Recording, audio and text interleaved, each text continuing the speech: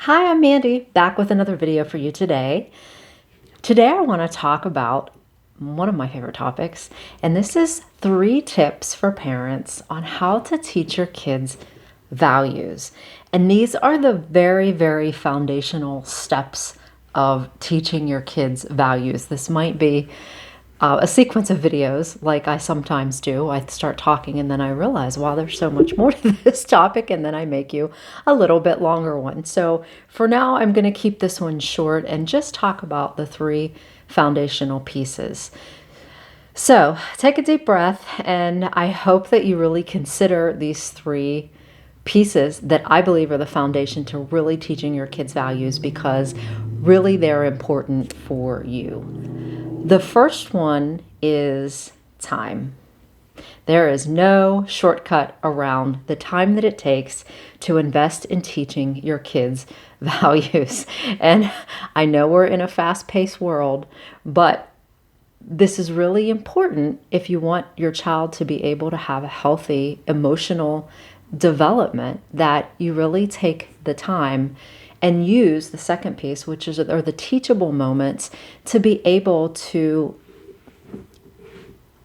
really get them to understand why they need to make these things important and a priority in life.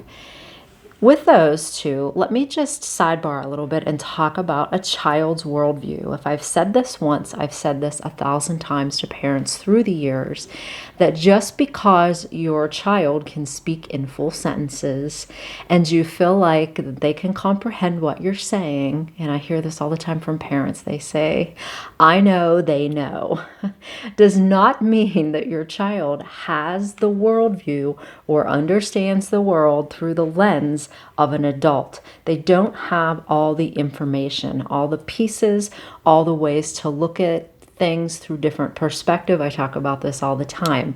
So when you're teaching your child, that's a huge thing to be mindful of, is their worldview and their perception of the world. Try not to make assumptions that just because they speak in full sentences that they understand. The other piece to this that I hear so much through parents is, why is my child so sarcastic? And they talk back and they say all these things. And 9 times out of 10, the families that I work with that say this are incredibly sarcastic themselves.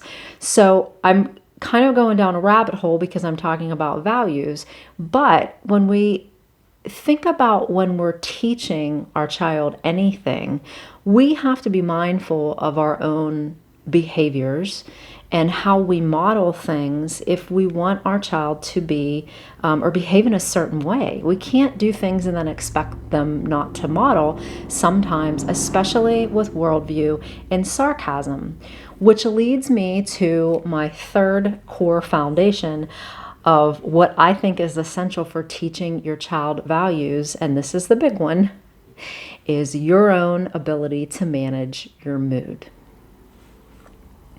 This is so important today because we've been in such a fast-paced lifestyle that I do think that one of the silver linings of this COVID tragedy has been to give us a little bit more time to go inward, for those of us that have, and really reflect upon changes that we might want to make or things that we value in our own life.